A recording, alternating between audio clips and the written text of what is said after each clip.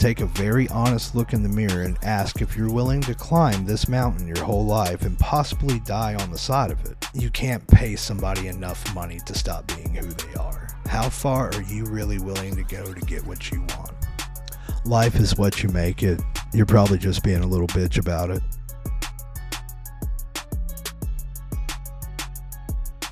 And welcome back to the Creatively Connected podcast. I'm your host, Chris Rippy. Today's guest needs no introduction. My friend, my creative partner, ladies and gentlemen, Will Pattat. Brother, how you doing? Oh man, I'm blessed, brother. Thanks for having me here, Rippy. I put out a thread post last week, and it was like, Nashville creatives, who wants to record a podcast this week? And I looked through the likes, and this man had liked it. And me and Will go way back. We've known each other for probably 4 or 5 years now, maybe pushing 6. Yeah, it's got to be 5 and some change. Yes, yeah. The music industry, it brought us together. I'll never forget. Do you remember the first time that we met? You remember where it was? Wasn't it in a hotel room in Martin, Tennessee? I think I walked in with McDonald's. It was that night, but Yeah. I met you a little bit before. It was at that the show there at that little Slide and Ride, the original location. Yeah, slide and ride. You walked through, and I was like, I don't know. You just you stood out from the start. You were like and I mean this in the absolute best way possible, but you were like a cartoon character to me. Just how you walked in, and I was like, I like this guy. I appreciate that. And now fast forward 5-6 years later, I don't know what to figure that out. Fast forward to now, we're sitting here doing a podcast, and I'm stoked for this, bro. So yeah, tell the people a little bit about you and what it is you do. So I am a songwriter. I also have dabbled in producing records, XYZ like everybody else. But I came up mainly being a vocalist in church, which then led into secular music, played rock and roll for years, made a living doing that. And then eventually, like most other things, everything leads to Nashville, because if you have to pay a mortgage, and it also helps that somewhere along the way I fell in love with songs instead of music. So, I figured this would be a good mountain to climb, and, halfway through the 10-year dredge, here we are. Love it. Will, if every creative listening could only remember one lesson from your career so far, what would it be? Don't give up. There is no linear timeline to whatever you choose success is for you. It can come fast. It can take forever. Chances are, if you look at the inside of a decade, both of those boxes will be checked at some point. Maybe it'll start off strong. Maybe then you'll have a really, really low point. Sometimes maybe you'll be going for a decade before things happen, then everything just goes crazy. But regardless of any of those dudes' stories in any of their respected fields, it's because they just kept showing up. And so, there's always going to be reasons why you could probably justify not writing a song or editing a video or whatever your job may be today, but somebody else will. And as long as that person doesn't give up, they've got a day at the office ahead of you. So if you're really doing this, if you know that you're a lifer because you know it's going to take twice the work with half the pay, then keep showing up. Run towards the things that you feel like are going to be painful, because guess what? That's where the growth is. And an honorable mention, I'd say, is make sure to draw a fine line between where friendship lives and where business can healthily exist. That goes for anybody who is a collaborative creative in any field, because at the end of the day, that can skew the lines of what everybody's trying to accomplish, which is to build something that they love and can sustain, but at the same time, doing it with their friends and not feeling like you have to go to work every day. Yeah, absolutely. So yeah, just don't give up. If you can make work feel like you're not working, that's how you know you're doing what it is you're called to do. I don't feel like I've worked a day in my life since like 2018. It's a and I like to say I don't have a real job too. You can find those shirts in the linked in the description of this if you want to. It's our new merch, you guys. But yeah, I feel like I literally, truthfully, don't feel like I've worked a job since 2018. That was like the last time, when I was back in college, and that was still a part-time job. So it was just. But you mentioned don't give up, and clearly you haven't never gave up. You've carved out your own path in the music industry, very successful, and have done many of things. I appreciate that. Absolutely. I try. But at any point throughout your journey, was there a point where you were about to give up, and clearly you didn't? So if there was a point in time, what was it, and what did you do maybe mentally to get through those moments? So the time that I was probably farthest away from being a creative was in my late 20s. I'm an old guy, I just turned 38. But in my late 20s, I was working a corporate gig. I'd been doing it for about a year, making good money, enjoying being a normal person for a little while, and then find out that I'm going to become a father. And so during that time, I had to do a lot of checks and balances on what I really felt called to do the next 20 years, other than try my best not to screw that up.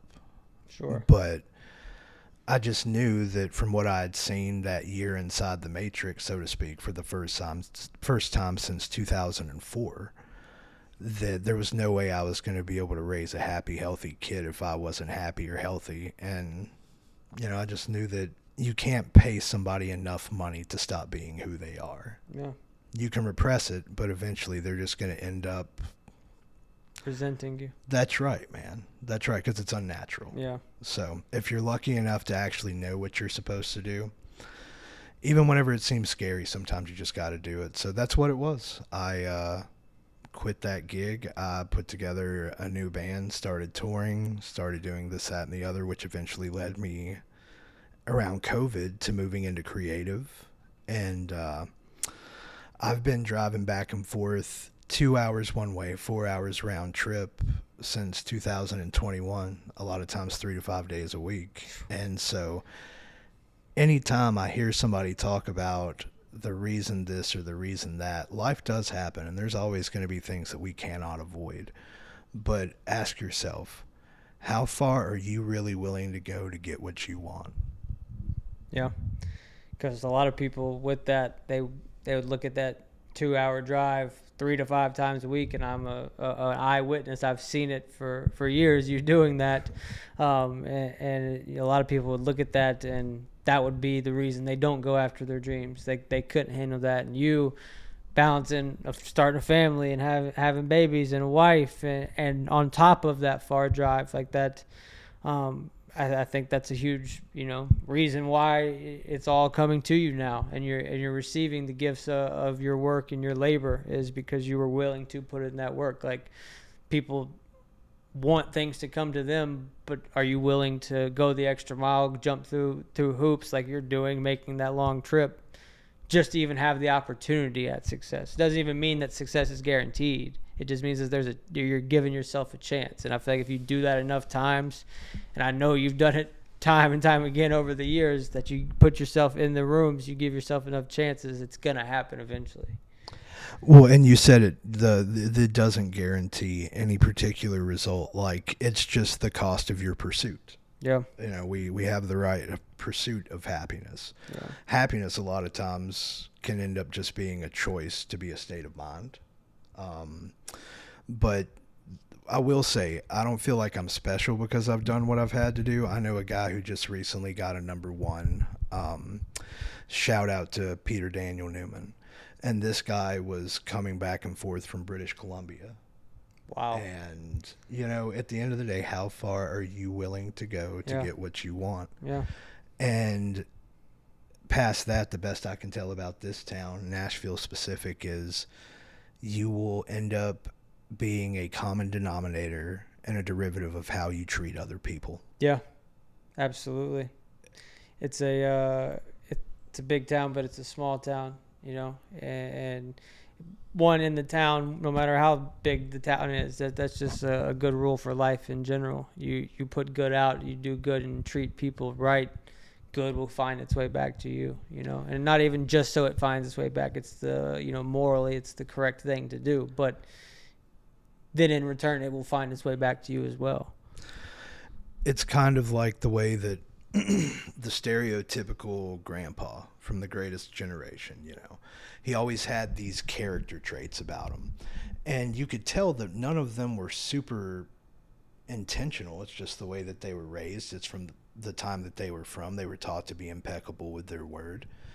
And if you even attempt to do little things like that and be self aware enough to try to watch how you actually treat people, then chances are people are going to remember that because it cuts through. A lot of people don't think that way these days.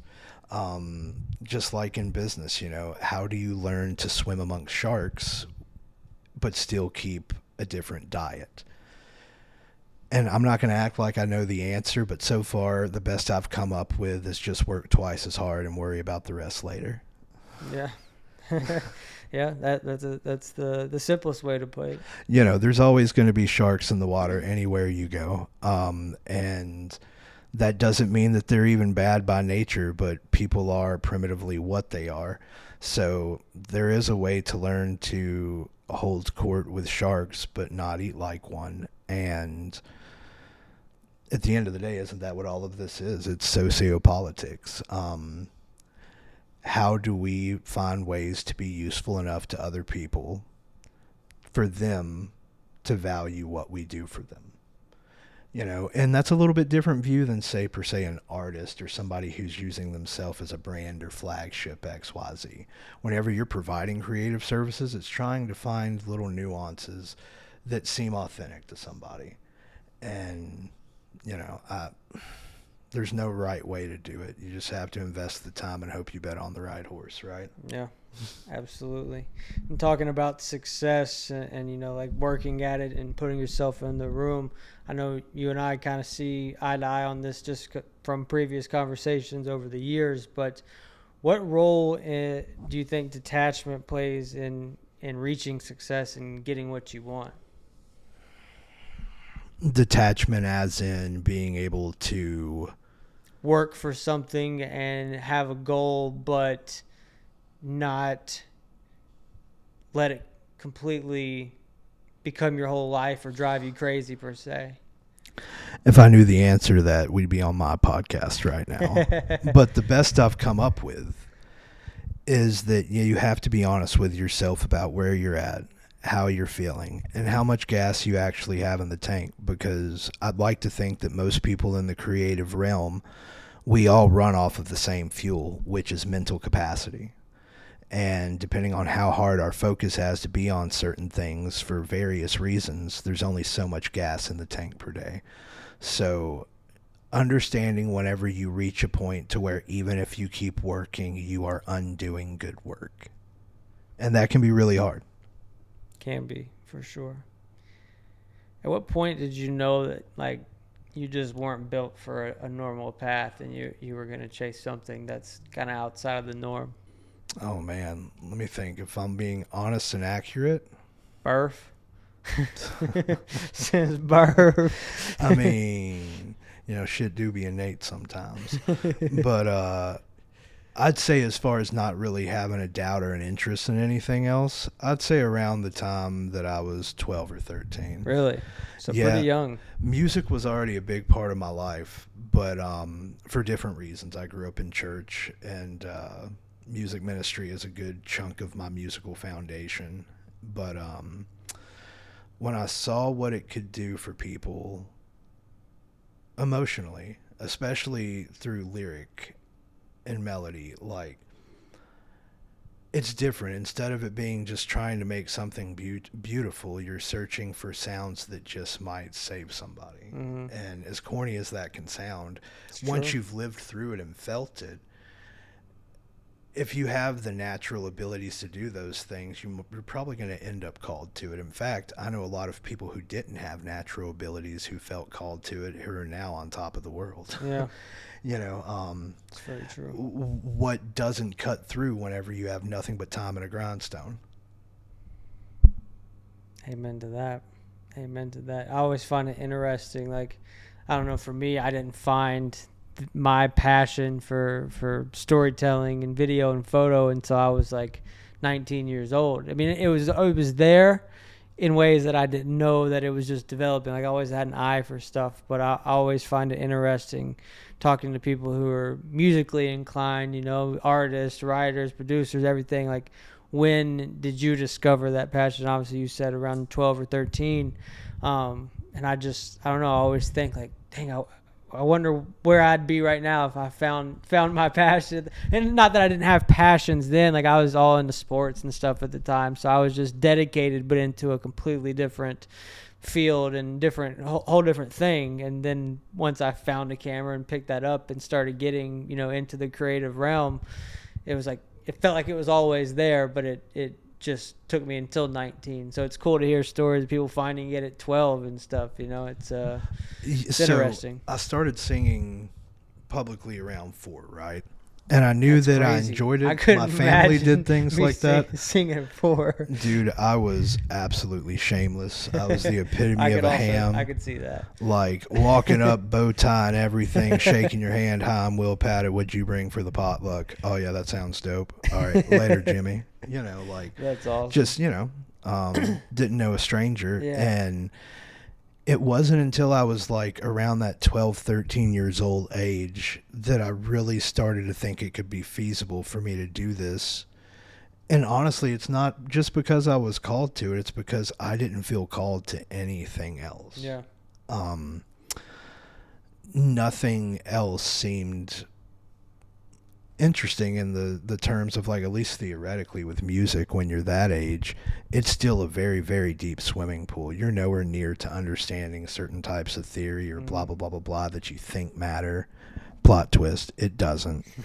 And it really doesn't. It doesn't. And eventually you learn that there's no money past the 5th fret, and no matter what, try to tell the truth.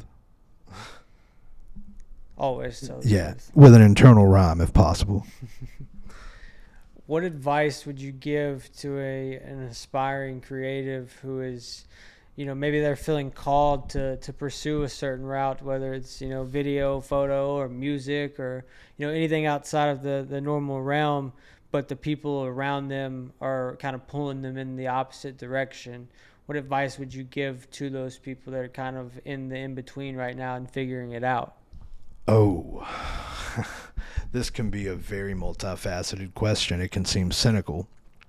But in today's climate, I would say if you feel drawn to it, but you seem to have other avenues, or you seem to have other strengths, or you seem to have anything else in life that's going for you, take a very honest look in the mirror and ask if you're willing to climb this mountain your whole life and possibly die on the side of it if you don't figure out what your success looks like and get there. And then ask yourself, would you rather do any of those other options than die on the side of that mountain trying to get to what you want? And if the answer is yes, run towards that thing. But if no, and you're being honest with yourself, and you're just crazy enough to think you can do it, and just cocky enough to know that you can do it, don't give up. I wish I was a listener or a viewer if they're watching on YouTube right now, because I feel like they're just on the edge of their seats. You're a natural born storyteller, Will. Always have been, ever since I've met you.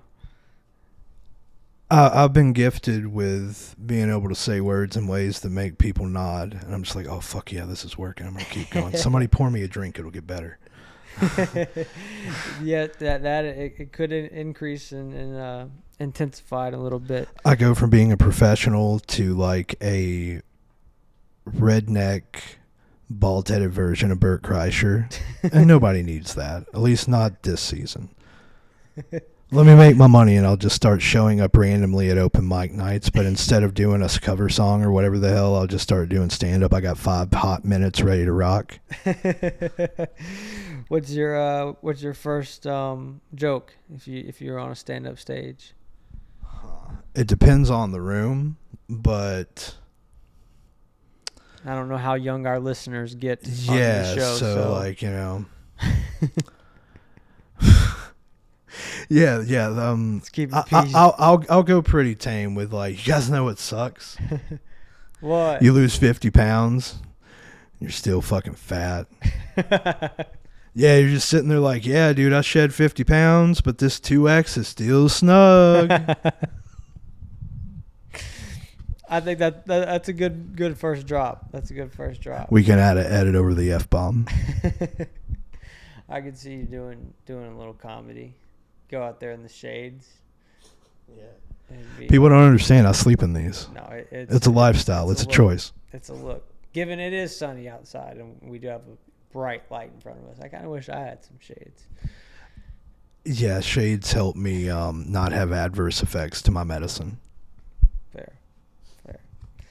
Let's talk a little bit about some of the songs that you've been a part of and gotten to write on, and I know there's a lot of big ones that are out there, and you kind of have a diverse portfolio. So just talk a little bit about those and the success of some of those songs. So I was lucky enough to start writing and get to do a lot of work with a buddy of both of ours, Chase Matthew. And we spent a lot of time together for a few years, and I was really lucky that a lot of the songs that we ended up writing ended up being part of his stories. So I've got a pretty good existing catalog with him. I've also touched on stuff with the rest of the Ignition Nashville catalog, a handful of other people here in town. And realistically, I'd say that it's just kind of flattering that I was able to serve somebody actually telling a story that was real to them, that other people resonated with. Because watching that happen in real time is surreal. Watching something go from an Airbnb to a stadium in a month and a half is pretty crazy. Surreal. Yeah, absolutely. And, if anything, it taught me not to take things for granted, because just like that, a new season can change. And so, don't give up. Talk about riding the waves of seasons, just in life in general. Like, we've all experienced it where things will be going really good for a little bit and you'll be, very booked out and busy and life will be great and groovy. And then, the next month it'll be a down season and it might be really slow. Talk about how you've managed to ride that wave and kind of just adapt to that. So I won't say that I'm perfect in that way. We're all creatives, and one thing about a creative is that they're always a couple bad decisions away from a crash out, right? Hey, man. But no, over time, whenever a season is down, advice that I would give to my younger self in a down season would be, say less than necessary. And instead of looking at things with a perspective of you in first person, just search for the lesson. Something in the equation right now isn't working. And regardless of what it is, all that matters is that you become aware of it. So until you start looking a little bit deeper at what you might be able to change, you're probably not going to start to make a rise out of that valley, because you're not doing anything different. Contrary action can make or break you, right? But knowing when to put contrary action in might just make your fucking dreams work. I took a little bit of contrary action in 2021, and it's the reason that I'm still here talking in 2026. I probably got off topic of that question, but it happens. It's the name of the game. What was the recap on the question again? I don't even remember where we were at, to be honest. I was just so in to listen to what your answer was. I forget what I asked. I don't know. That's all right. We'll Doesn't work it matter. out in the edit, and we will smooth we'll quickly keep it. in. We'll keep it. It's the raw, authentic. All right, this is us. Yeah, I promise I was going somewhere with that. Long story short, don't be a butthole to people, especially whenever you feel like you're down. Fair. Because everybody has emotions, everybody has to navigate them, and the best thing you can do is try to find a little bit of humility and really attach to it, because that's the only way that you get to have another season. Don't go burning bridges just because you're mad you can't get across the one you want right now. Clip that. Definitely clip that. I got lost track of the question because of I was already thinking about the next question and thinking about what your answer. There could be lots of possibilities, but what's one belief that you have that most people would think is crazy? Oh, man. Brace yourselves. Life is what you make it. You're probably just being a little bitch about it. If you don't like what if you don't like what it is, then why aren't you making it something else?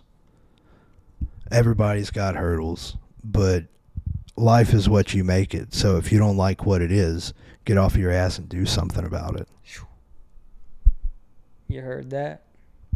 You definitely heard that. We were talking a little bit before we got rolling, and you'd mentioned a book. I think it was like 48 Laws of Power. Is that the one you mentioned? And I know we've had lots of conversations in the past about books. Talk a little bit about how reading and just expanding one's mind can benefit them not only in life but as a creative, and just how can reading be really beneficial to a young creative or any type of creative, but someone who maybe doesn't read right now and that is thinking about getting into it? The answer to the thing that you're scared to run towards isn't necessarily in front of a crowd or somewhere that's going to be painful and an experience the way you think it is. A lot of times it's sitting in a book somewhere that you don't know the name of that might just change your life. So guess what? If you get through a few pages and you don't like it, you can always stop reading it. But as a rule, flip through a few pages. You mentioned the 48 Laws of Power. That is a very deep swimming pool in itself of a subject, but essentially it's this guy named Robert Greene who mixed a little bit of history mixed with some anthropology to basically form 48 laws of how he thinks that power dynamics work in ancient to modern civilization and things like that. I'm not going to say that's day one read stuff, but the truth is a lot of people that I've talked to who tried to read that book said, yeah, man, I just kind of thought it was messed up in general. And from a moral perspective, I understand what they're saying. Unfortunately, whenever you start talking about books like The Art of War, Meditations of Marcus Aurelius, it isn't about morality. It's about the truth. And sometimes the truth isn't pretty, but look at it this way. If you can't change the way the world works, educating yourself on the way that sometimes people can move will help you navigate people that A, may be to your detriment, or B, that you might be able to help make something bigger than yourself. It's about being able to identify these things. And if there's something in life that you're trying to figure out, the only thing to be scared of is not figuring it out, and the truth is out there. If you don't like to read, do like me. I don't have time to sit and hold books. I use Audible. I rock podcasts like my boy here. He puts out a banger. Y'all check out this episode type shit.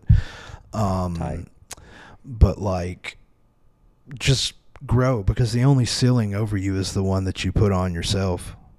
And here, and if you don't start thinking for yourself, then you don't really have any control over what happens next, do you? The only ceiling over you is the one you put over yourself. Facts. I'm threading that after this podcast, and it's going viral. I love it. We need to just start sending stuff to Hallmark. I love that. So you're clearly into, you're very intellectual. You're into self-improvement and development. So Self-awareness. self-awareness. Yeah, Yeah. that might be a better way to put it. Like, What? all of that stuff is important, but without self-awareness, it's just food for thought because you're not applying it to the thing that might sting a little bit, which is you. True. So it's what version of yourself did you have to let die to become who you are today? Oh man, I've lived a few lives, and in previous times in my life, I'll say that I've been a very self-centered person. Not in a, I'm not even going to say in a messed up way, because in a certain way it's human nature, self-preservation, all those things. But I truly never was able to see anything larger than myself or my own ends. And once I started to see past that, it was checkers to chess. You want to find a way to change your life. How can you help somebody? How can you do something that isn't just for yourself? Because everybody wants their needs met. A good example. Networking. You hear the word and it just sounds greasy and dirty and just like a room full of 100 guys wearing aqua de joe who all want something from you. And then you hear a word like relationship, and they have two completely different connotations. One feels authentic and one feels self-interested. And once I started to look at building relationships with people, regardless of what the ends could or couldn't be, the same way, everything changed. Because innately we can smell self-interest from a mile away, right? Sure. We know whenever people want something from us. But what do you do whenever somebody all of a sudden is the source of a pain point being eased, who's actually useful? Well, chances are you're going to consider that person valuable. It's not hard to be valuable. You're as valuable as you make yourself. Mm-hmm. Just find a pain point and try to ease it, bro. I was reading a book, and something tells me we've talked about it before years ago, and you might know what book I'm talking about, but it was basically what it was saying, and I'll probably butcher it, but summed up, it is saying most of the world is self-seeking. The man or woman who is not self-seeking and willing to help the next person has the world at their fingertips. And it's I wish I could remember what book it came from, but it's so true, because so many people are selfish in today's time and always, it's human nature we're all a little bit selfish, but if you can be a little less selfish and be selfless and stick your hand out and help the next one in line or whatever that looks like, then the world's at your fingertips, and whatever that may mean in your particular case. But I wish I could remember what book it is. I feel like we had the conversation about it probably like 3 or 4 years ago out on the back deck. Well, and there's a lot of truth to that, because Yeah. even if you look at secular religions, like almost all of them have gratitude woven into the actual blueprint. And that's basically what those things are. Like a sense of selflessness is going to be somebody who can have enough humility to realize that the world doesn't revolve around them. When everybody driving down the street has their own complex life, who do people want to spend time with? Somebody who isn't over there complaining about their own stuff. And not that it's not okay to vent, but it's also okay to remember sometimes that not everything's about you. You're not the main character in every movie. Yeah, absolutely. A lot of people struggle with that. I used to be, not that I was really bad about it, but I used to have main character energy. Not proud of it, man enough to say it. And I think we all have at some point in time. I have had main character energy for 38 years. And the crazy part is I have had no desire to be the main character for about 10 of those years. Yeah. But you are who you are. But self-awareness and trying to stay on top of it is, we can all do that a little bit. Yeah. Don't aura farm, I think is what the kids call it these days. Aura farming. Well, y'all let me know if I do that shit. I don't want to do that. We don't do that. Because it sounds like chloroforming, and that's creepy. Do you feel like you are up to speed and hip with like the modern slang and terminology, or do you feel like you're just so far away from it and just don't give a shit? The best I can say is I try to stay on top of the slang and terminology present in the viable country market. Yeah. But outside of that, you know, I love learning new things. I think it's cool that there's still cultural vocabulary that changes generation to generation, because it means that there's always that heart of a generation looking to be creative and unique in their own, looking Yeah. for their own identities. So, don't listen to them. I don't care if it's whack. I don't care if it's stale. Whichever generation you came from, y'all pop your shit. Be yourself, Yeah. because at the end of the day, you're the only one that can carve the path for what your generation will be known for. So you're right. You shouldn't lean on anybody else's stuff. If they don't understand, that's cool. Speaking on like trends and social media and everything, do you think social media has made people want lives that originally they wouldn't naturally want? Without thinking deeply on it, I'd say that I think that social media has done a lot of things that kind of skew the realm of what we consider reality versus something that lives inside the box. And I think that especially when you integrate the fact that if you dedicate your life to making something beautiful inside of the box, you can have everything that you want. And so, if that's what you're called to, I don't think that there's anything wrong with it. Go do it, climb your mountain. But as far as casual use or consumption, um, I think that anything can be a drug, man. True. Like that bottle of water can be a drug, and it can also kill me. Yeah. Um, I think that if we digest too much of anything, it'll eventually be to our detriment. So, like, as long as you're a little bit self-aware, make sure that you're not having FOMO every time you check a push notification or see somebody on a beach in a dress that would look cute on you or whatever it is. Then you're probably fine. But whenever you start to self-identify those feelings, here's the good news. That's not the real world. It's just the highlight reel that everybody puts up. And you should probably just take a break from it for a little while. Because guess what? By the time you come back, you'll probably have your own pictures and your own highlight reel to put up, because you're living your life not focused on a screen all the time. Yeah. Um, I need a break from it.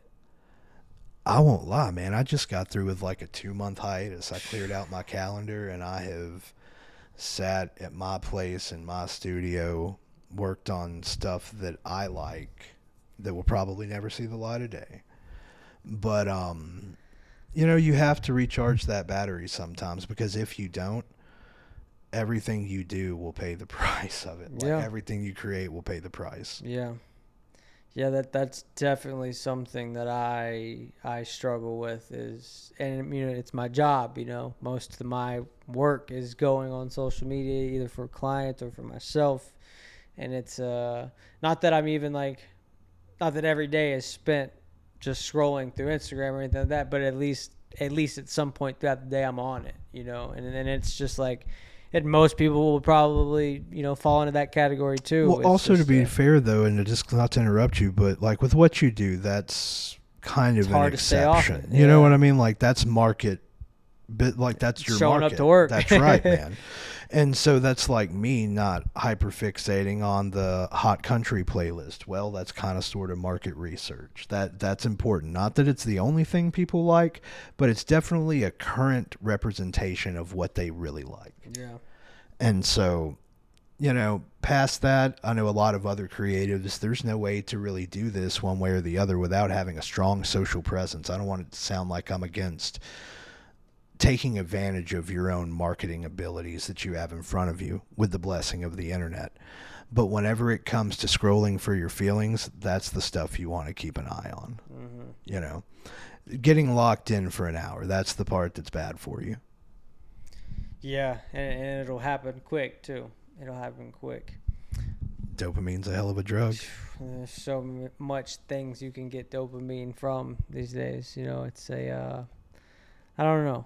part of me wishes I grew up in a different time, and then part of me is like really grateful for the time that I grew up in and I'm kind of coming up in, because just the opportunities are a lot different, you know, like, and I'm sure you can attest to being a little bit older than I am, not too much older now, but a little bit older, that, you know, you've seen the change and how, you know, just technology has advanced everything, and it's just like, I don't know. 100%. There's pros and cons to it. Yeah, we're really glued into screens now, and it's taken away a lot of how the world used to be and how it used to operate. But now there's also thousands, millions of more opportunities that never existed then. So, you know, you got to find a good middle ground. I agree. I think that, like, the game has changed, right? Like, in that us mass consuming media isn't a new thing.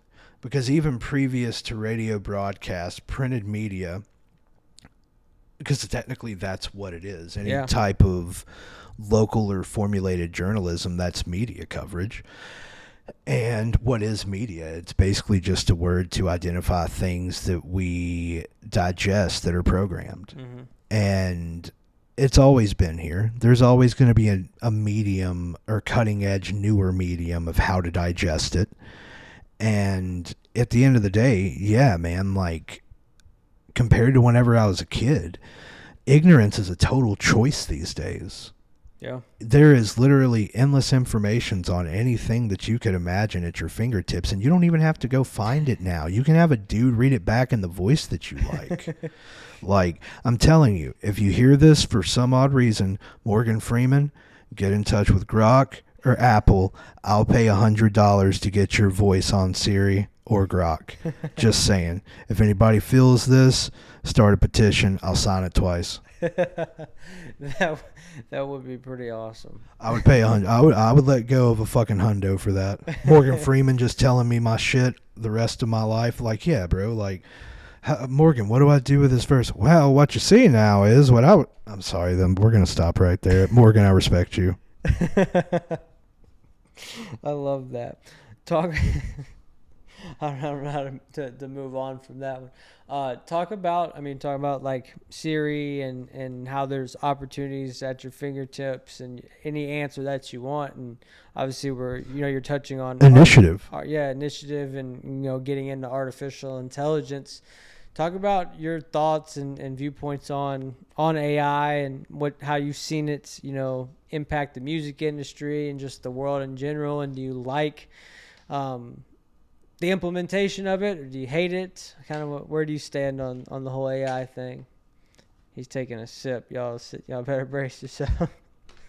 So, I'll start with saying I don't claim to know more about AI than any other person who likes to read. Because let's be real, there's only the information out there that's published on it. So,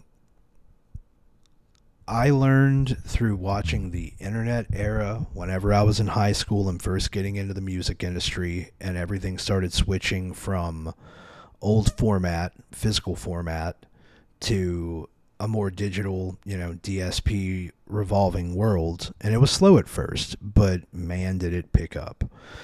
And it didn't do anybody any favors that worked against the grain of where tech in their industry was going then. I don't think it will do well for anybody now. Not saying that you should use it for low-hanging tasks that help you avoid creativity, but there's a difference between a finished product and a really useful hammer that helps you build something quicker and or maybe cooler than you would have without that hammer. You still are the one prompting. You're still the one who's going to have to tie it all together. And if it looks a mess, you're still the one responsible for that. If it looks really good, well, that's because none of it would have happened without you taking initiative. So, I don't know. Do I think that I would feel different if it was completely taking over my field right now? I'm sure that I would, but I also I'm not naive. I'm a realist. There's going to be a certain people who get ahead of the curve in that, learn the tech, and can be more valuable with the tech than the tech by itself. Because at the end of the day, somebody still has to be the one behind it. initiative. Somebody has to initiate action. I think that's the part a lot of people fail to realize with the whole AI, and I'm speaking a lot in photo and video editing and generating terms, but people think you just type in something simple and it generates and gives you exactly what you want, and that's the finished product. And dude, I dove a lot into the video editing side of things. I'm a pro, the highest subscription you can be on a lot of these these sites, because I don't want to be You left have to behind. be. Yeah, you That's have to market be. research, bro. But dude, I've spent hours on like just a 10-second scene to like make sure everything was exactly how I wanted to. And sure, if I wanted to film that entire scene, it would have cost me thousands of dollars of production and travel. So yeah, I would a couple hours, and I'm not saying I would trade the in-person shoot over that. I'm just saying it can be done. It's a different workflow. But it's not just typing in, make me this, and then boom, it's done. That's right. And there's no you have to know how to think like a director, or think like a music producer, know how a sound or a certain instrument sounds and where you want it to play in. It's not just, do this, and then bam, it's there. Well, and that's with completely creating a finished product that you're going to publish and put out. Like, realistically, what everyone who's in the creative field should be doing in almost any way possible is using AI to help you think creatively. Yeah. Think outside of the box. Like, similar would be, you see a video that didn't quite go right, but it put an idea in your head that you never would have had. Now you know how to properly start to prompt and craft the direction towards what you see. Yeah. Until it gets closer and closer. So as to what you were saying, like, you're right, to go and make that happen with film would be a lot more of a fiscal equity. You would have to pay money to do that. Sure. But you still had to pay for it, because instead it was time and sweat equity. Yep.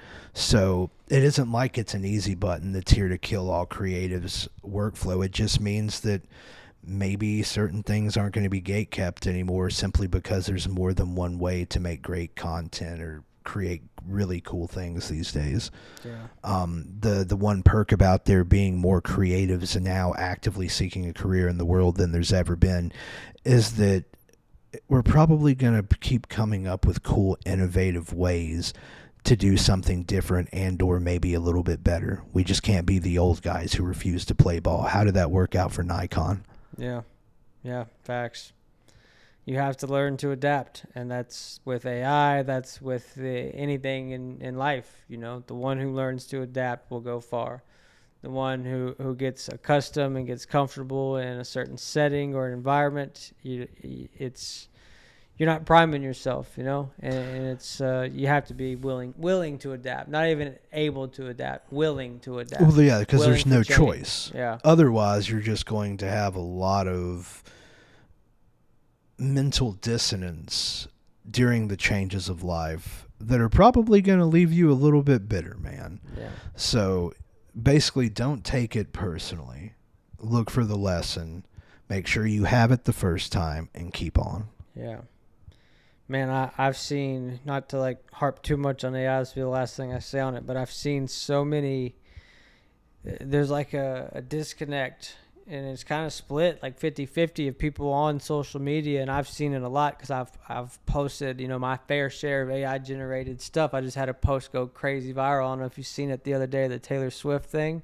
No, I didn't. So I AI'd a photo. It was on 4th of July, so Saturday. Taylor Swift and Travis Kelce's wedding was Friday night at Madison Square Garden. Wait a minute, I think I did see that. I don't remember exactly what it was, but I was like, wow, Rippy's posting about Swifty. Yeah. So the wedding was super like exclusive. They had, the no photos or videos were coming Yeah, out. event of the year type thing. Yeah. Blocked off all the streets from around Madison Square Garden.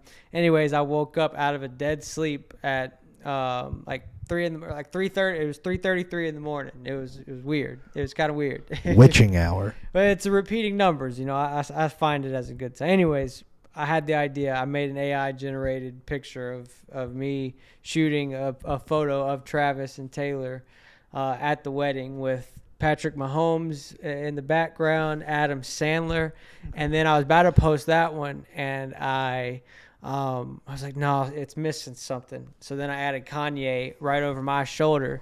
So when I people, did see that.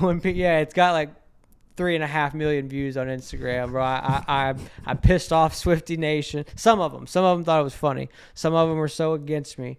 And that was getting to my main point of like, there's so many people that are for AI, and not even necessarily like, oh, go AI, but it's like they find it comical or they find it beneficial. And then there's some people who just like absolutely hate people who use it. Like I've like received not necessarily threats, but for instance, yesterday someone was telling me, saying that I was a terrible human being because I've fallen off because I'm using AI, and gotten this whole little argument in the comments and stuff. And it's just like people really like hate people that use it, and I don't understand what's the disconnect there. Why there's some people that are for it, and then there's some people that just like, why does it affect you so much that someone's generating an image, in my instance, or a song?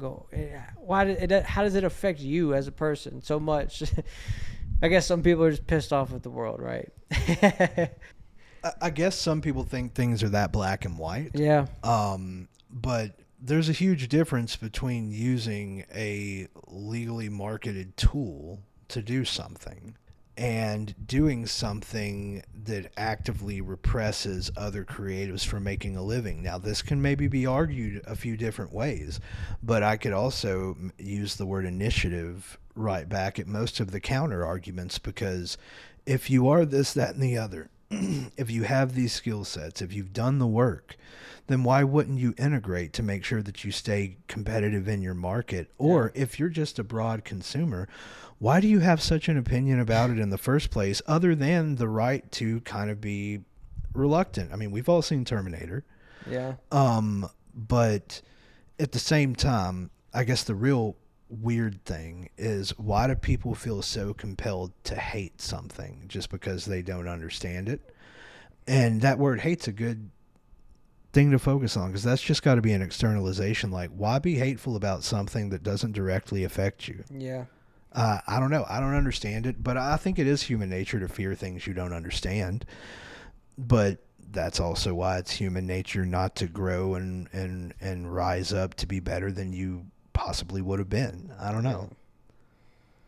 It's funny that the person that I actually knew, the person that was commenting the thing. So I'm not going to go into details because I that was yesterday's problems, But they were. Don't hate on any other man's hustle. If you really think there's something that wrong with it, then show him better. Well, go do it better. Absolutely, and my biggest thing on that is like social media people, and it's a big epidemic we have. People love to write things and type things on social media, but if given the opportunity in person, like not like on any fighting or anything like that, but given the opportunity in person to speak your mind and speak what you're saying on social, they don't step up to the plate. I ended up calling this person at FaceTiming, and neither one of us had each other's number. I've only talked to this person, met him one time in my life. And as soon as they answered and realized it was me, they hung up and wouldn't answer my calls. And it's just like, why are you going to go on social media bitching about some AI stuff?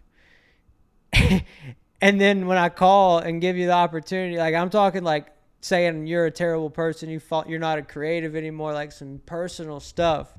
And then given the opportunity to speak on it, you don't speak on it, It's just like, I don't know, that's a huge problem we have in today's time. I agree. I think everybody has gotten used to being able to speak with some level of anonymity. Like, even if it is your profile or this, that, and the other, it's just the internet. Yeah. And not on any tough guy stuff, because it doesn't fix anything, but I think it's also part of us losing scope of reality that sometimes people get punched in the mouth for saying things that come off douchey. Yeah. And at the end of the day, when somebody says that, especially whenever it's something that doesn't really pertain to them, or they don't really even have a reason to have that much of an opinion about what you're doing, that's got to be them externalizing for something else. So pray for them.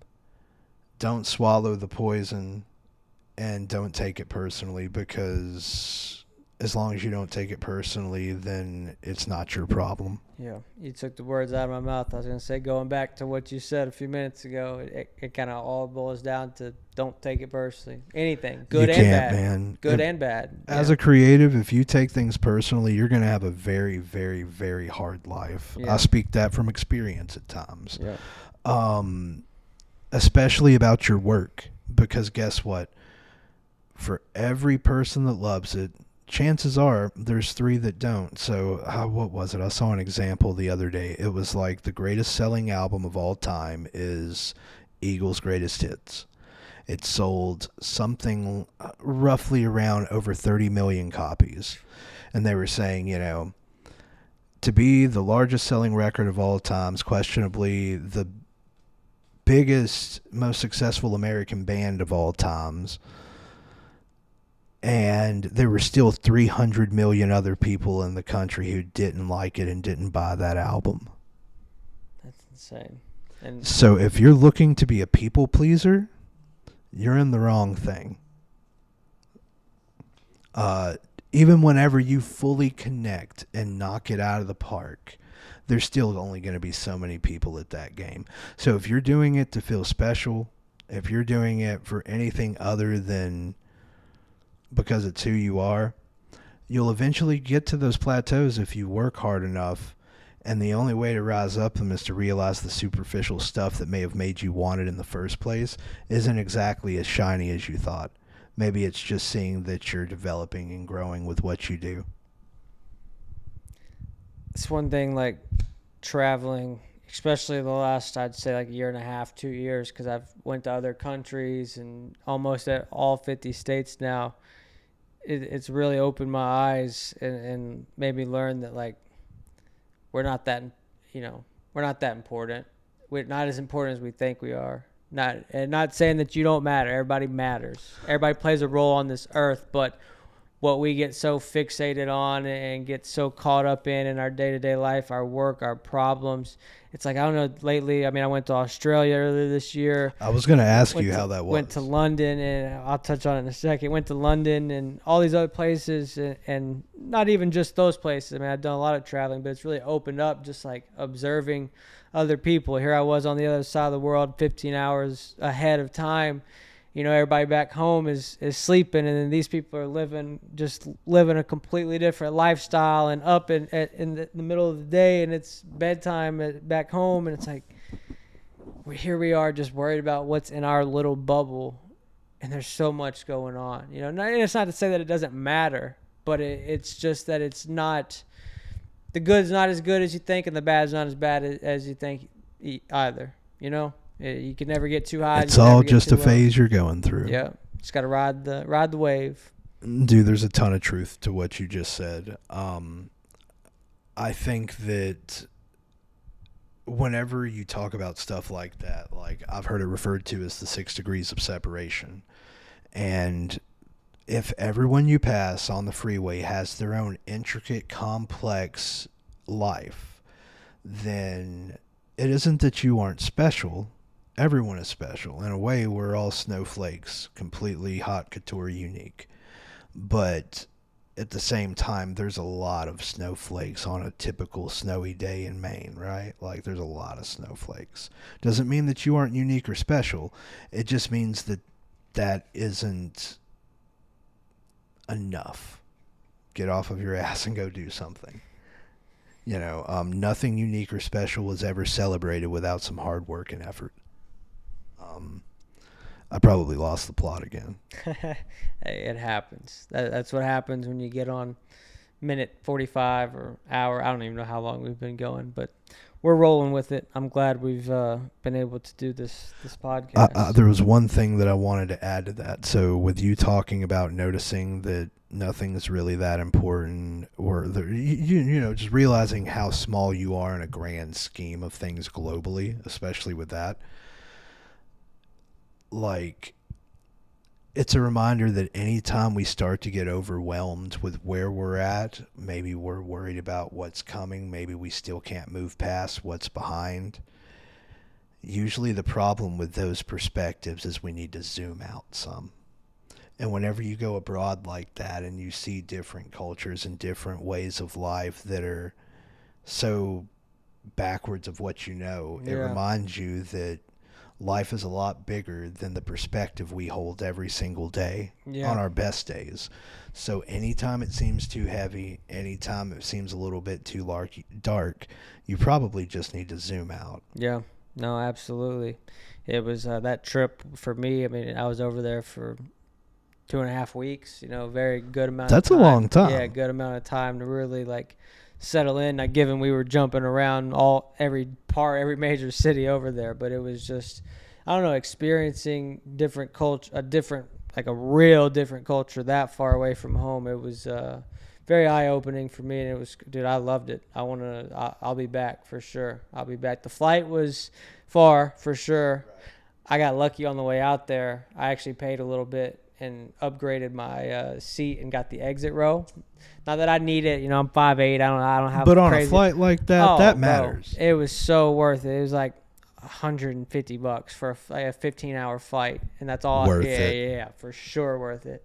I was sitting comfy. It was nice. I'll definitely. So 2.5 weeks, that had to be long enough to completely recover from jet lag and then get it again. Oh, dude, the first week that I was there, I was really not sleeping, or if I was, it was at like the most odd hours. I'd get tired at like 6 p.m. and then I'd be up at 2 a.m., 3 a.m. and I watched. right. I think I watched the sunrise every single day that I was in Australia, which is beautiful. That's a great thing to aim for. Yeah, That's awesome. Yeah, I feel like I experienced Australia so much different than most of everyone else that was there, and they experienced things that I didn't too. But I'm saying, as far as like the sunrises, I've gotten a lot into running, since the last time you and I seen each other. So I ran one morning in Sydney. I ran 6 miles from our hotel to the beach. What's the beach? It's a very popular Bondi Beach. Yeah, it's like a real popular beach anyways. And but yeah, just experienced all of it, but my sleep schedule was ass backwards. And then yeah, by the time I got fully adjusted and was like getting good night's sleep at a normal time, it was like, okay, it's time to go home. Another 15-hour flight. Did you see any koalas? So I didn't see a koala, but one day we were we had like 4 days off in Melbourne. More specifically, the area was like St. Kilda Beach. And we had this really cool like hotel, and it was kind of like not in a forest, but there was like a whole little forest out in like the courtyard area in the middle. Whole ass ecosystem. Yeah, dude, it was crazy. It was nothing you'd see here. There was something in the tree, and we AI or Chat GPT'd it and tried to figure out what it was, but we didn't have a good enough picture of it. But it looked like a koala, and I was convincing myself that it was a koala. Wasn't a koala. Didn't see any kangaroos. That was pretty sad. I was expecting kangaroos over there to be like, seeing a deer over here. Yeah, like chickens in Key West. Yeah. I've never been to Key. Is there a lot of chickens? Oh man, dude, there are street chickens everywhere, Really? and they are not scared of you. I got a video. I'll have to insert clip. One morning I was out on a run, and this is in Australia, and just a freaking turkey. They had wild turkeys just all over the place. You said chicken, it made me think of it.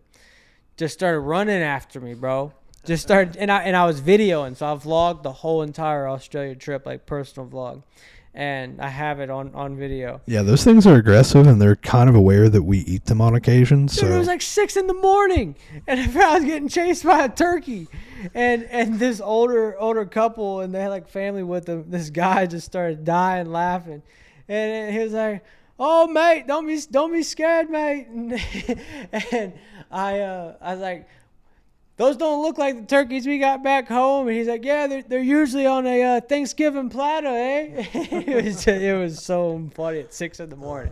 Yeah, those velociraptor genes starting to pop out. I don't know if that was a good. I might get made fun of for that Australian accent. I mean, it was formidable to me, but I'm not even gonna do it again. But a dingo didn't eat my baby, so what do I know? Australia was fun times. What's next for you, bro? I know you're in town right now doing some writes and just making music, making babies, Yeah, man. paying bills. I got a couple of projects that are in the works right now that I'm enjoying working on. Working with a guy named Michael James that I really like what we've been doing together. I think that people will end up really digging that. And then honestly, just kind of enjoying navigating things on my own time and having my calendar. I've been speed dating for a couple of years, and this is like literally one of my first days in town after taking that little sabbatical to clear my head Yeah. and, like let the juices start to flow again. And it's great because I'm hungry again. What's next? Good songs, hopefully. You know, if not, it probably wasn't my line. Writing songs, babies, and taxes. What's your line? Man, What's your famous line? bills and babies are Bills like, and babies. yeah, death and taxes. There ain't no way out of it.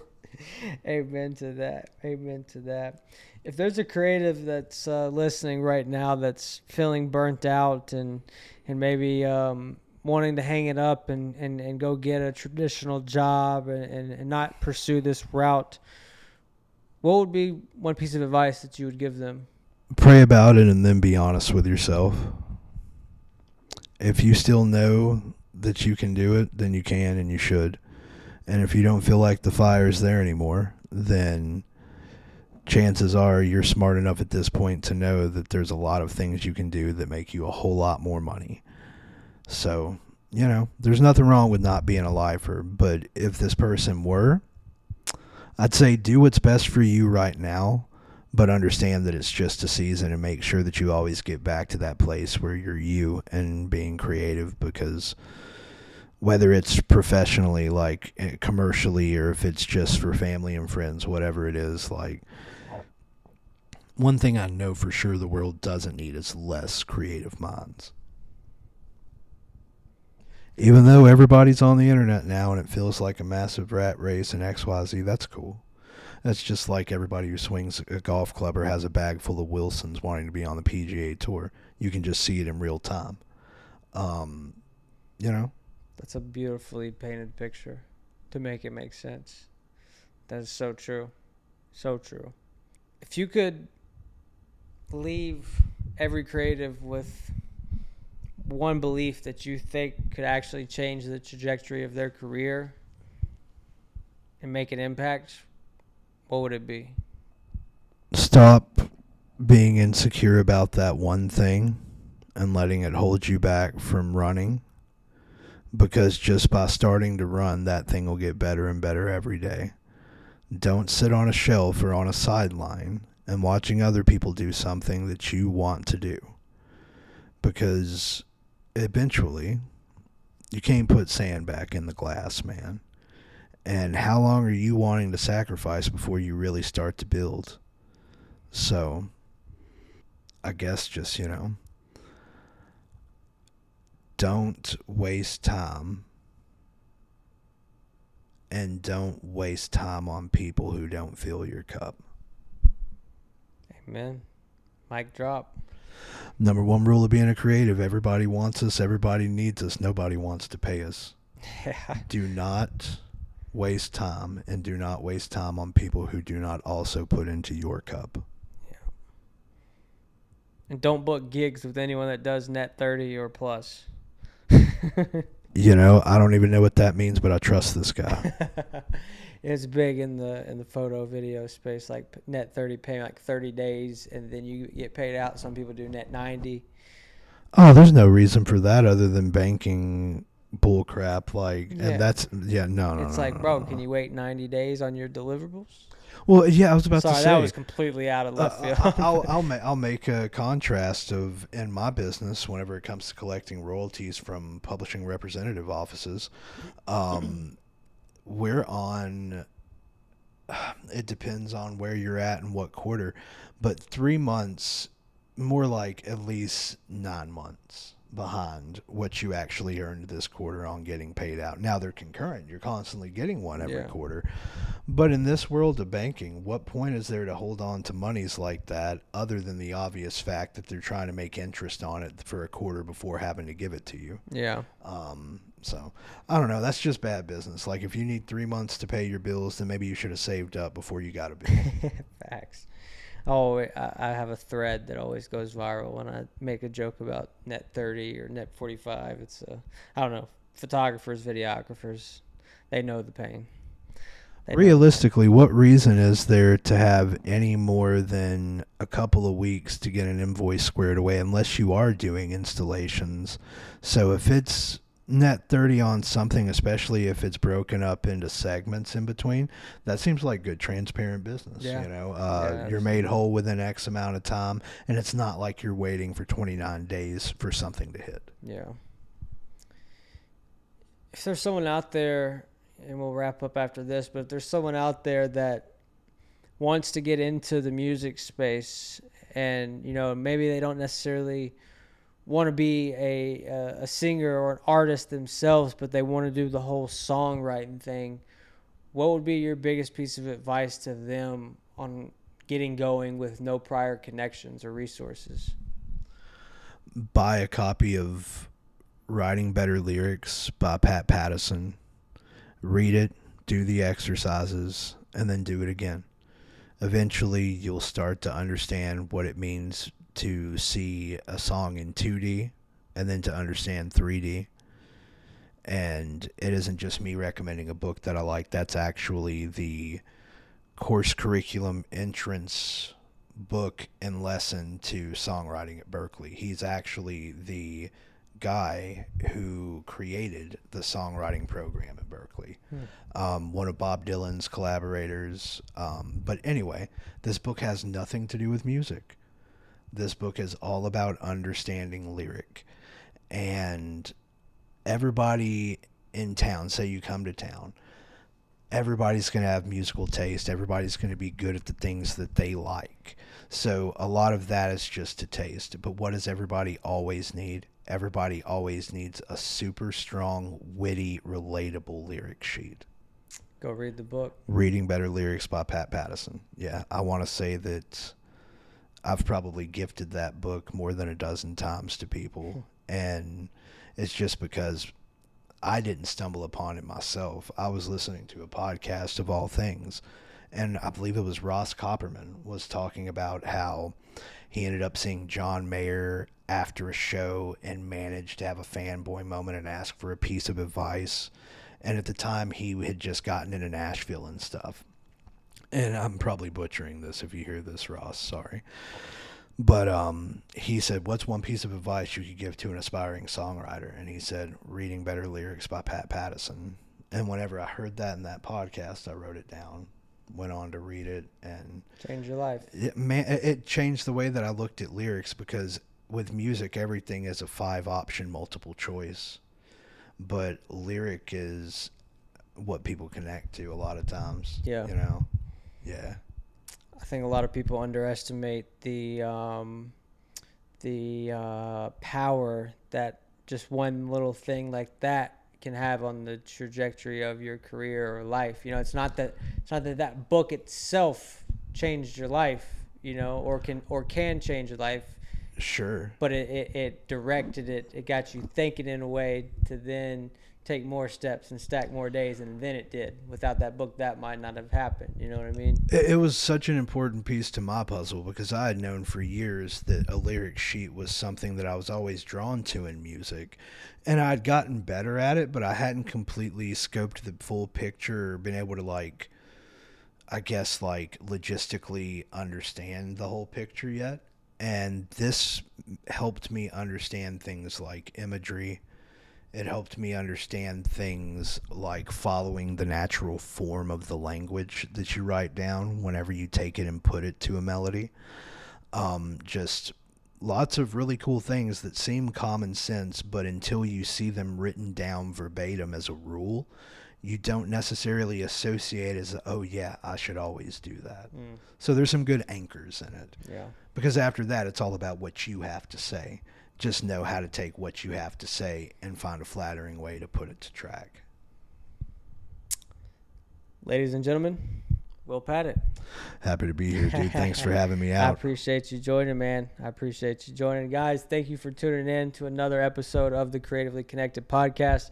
If you're a photographer or videographer and you're looking for a more efficient way to travel around and carry your camera equipment, I know I've spent thousands of dollars on camera bodies, lenses, and I've even broke a lens before because I used to carry my equipment in a soft shell backpack. Don't be like me. Go get you a hard shell case from Condition One. I got them linked in the description. If you use that link, you get 10% off on any of the case that they have. I use case number 300. It's the one with the padded dividers, lid organizers, all kinds of stuff. You can go grab that. I got that linked in the description. But thank you guys so much for tuning in. Will, thank you so much for joining. Do you want to give them your socials to follow, or you not? Yeah, man. If anybody's interested in checking out my stuff, it's going to be William Wrote It at Instagram. I believe it's that on TikTok, and that's pretty much all I have. I only do like 2 hard posts a year, but unless it's a release or something. So yeah, if you want to hear my discography, I've got it in the link on my Instagram at William Wrote It. I know you like your privacy, so I wanted to ask before I No, man, I appreciate that, and it's not like anybody can get too close of a look in. All you're gonna see is some songs and some barbecue pictures. Hell yeah, gotta have the barbecue pictures. Man, that's my life story. Anything, any final remarks, or you touched on everything? Anything you want to say? Man, if y'all made it this far, thank you so much for your time. I hope you found something useful, and remember, even when it ain't, y'all, it's all good. What he said. Guys, thank you so much. I appreciate y'all tuning in. We'll see you in the next episode. Peace.